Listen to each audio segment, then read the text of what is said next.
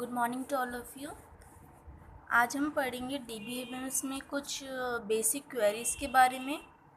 ठीक है, so start करते हैं। बेसिक क्वेरीज़ के लिए सबसे पहले आप दो स्टेटमेंट को आप पहले समझिए कि इसमें आप कैसे इसका यूज़ करोगे बेसिक क्वेरी को क्रिएट करने के लिए।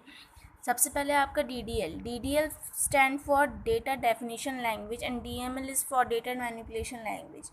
DDL वो होता है जिसमें कि आप जैसे कि किसी भी टेबल को क्रिएट करते हो, अल्टर करते हो, ड्रॉप कर सकते हो।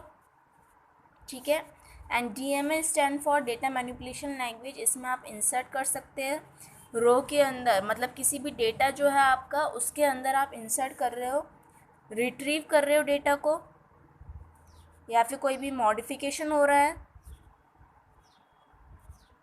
या फिर कोई भी अपडेशन हो रहा है। सो ये सारे के सारे प्रोसेस आते हैं आपके DML में, यानी कि डेटा मैनिपुलेशन लैंग्वेज में।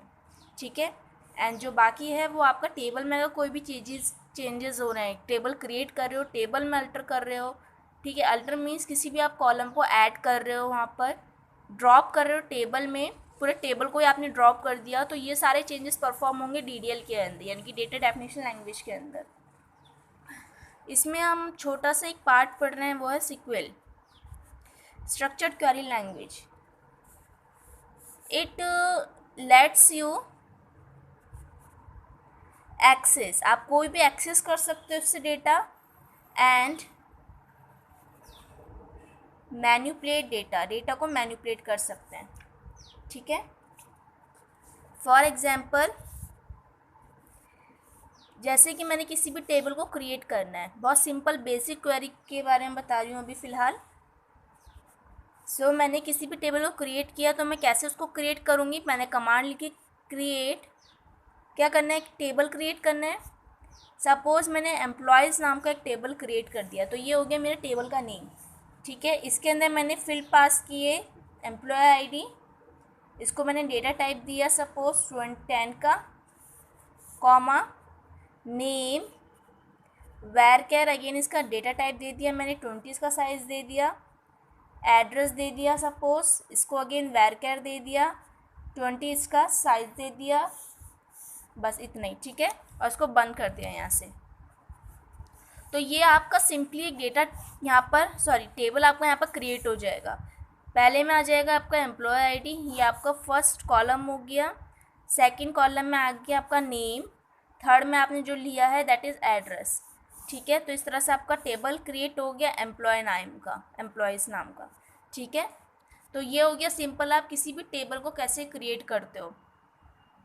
ठीक है, अब टेबल क्रिएट कर दिया, अब मैं चाहती हूँ मैं इन जगह पे कुछ डेटा एंटर करूँ। ठीक है, यानी कि मुझे ये टेबल ब्लैंक नहीं चाहिए, इसके अंदर मुझे डेटा चाहिए। तो उसके लिए मैं क्या करवाऊँगी, सिंपल इंसर्ट करवाऊँगी। सो इंसर्ट इनटू एम्प्लॉयज़ टेबल के अंदर इंसर्ट करवाया मैंने वैल्यूज़। आप डायरेक्ट वैल्यूज़ डाल सकते हो। सपोज मैंने यहाँ पर डाल दिया 1, एम्प्लॉय ID 1, नेम जो भी आपका होगा वो हमेशा स्ट्रिंग में आएगा। सपोज मैंने यहाँ पर लिख दिया सीमा, एड्रेस आपका XYZ जो भी आपका एड्रेस है, उसको बंद कर दिया। ठीक है, तो जैसे ही आप एंटर करोगे तो आएगा इंसर्टेड।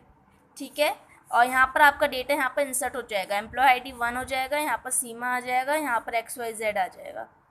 ठीक है, तो ये हो गया आपका इंसर्ट करना। ठीक है,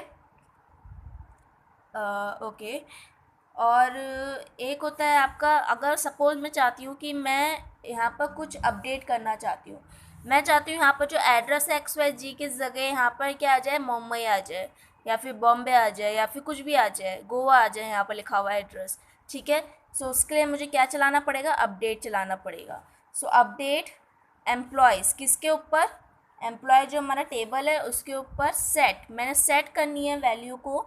सो सेट एड्रेस, किसको मुझे सेट करना है, एड्रेस को सेट करना है। एड्रेस में मुझे चेंजेस चाहिए, क्या चाहिए, सपोज चाहिए मुझे मुंबई। ठीक है, तो मैंने ये लिख दिया नेम यहाँ पर। अब कहाँ पर चाहिए, जिसकी ID क्या हो, 1 हो, तो जिसकी एम्प्लॉय ID इक्वल्स टू 1 हो वहाँ पर क्या आ जाए, एड्रेस मुंबई आ जाए। तो अब ये यहाँ पर से ये हटकर यहाँ पर क्या प्रिंट होगा, तुम्हें जब एंटर करोगे, मुंबई। अब यहाँ पर अगर तुम यहाँ पर ये करते हो select all from employees.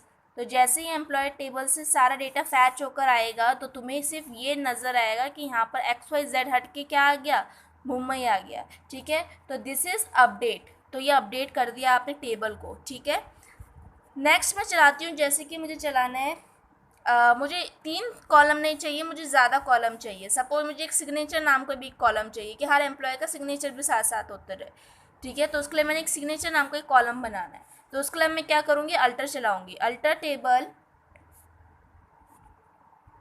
Employ add. अब मुझे क्या करना है, ऐड करना है। ठीक है, किसको ऐड करना है, सिग्नेचर को।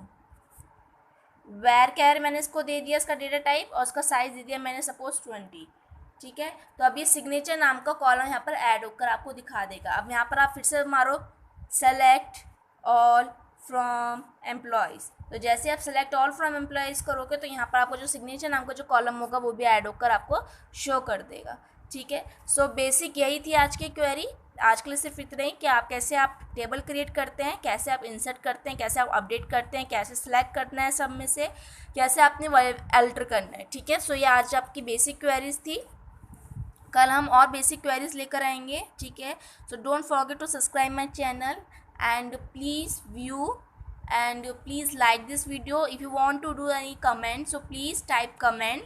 एंड अगर आपको कुछ और भी आपको क्वेश्चंस चाहिए रिलेटेड टू डेटाबेस और रिलेटेड टू ऑरिकल या फिर सिक्वेल जो भी है आपका, तो आप कोई भी आप क्वेश्चन क्वेरी पूछ सकते हैं, कंस्ट्रेंट को लेकर, इंडेक्स को लेकर, जो भी आपके क्वेश्चंस है वो आप पूछ सकते हैं इसमें। ठीक है, so don't forget to subscribe again. Thank you so much for listening.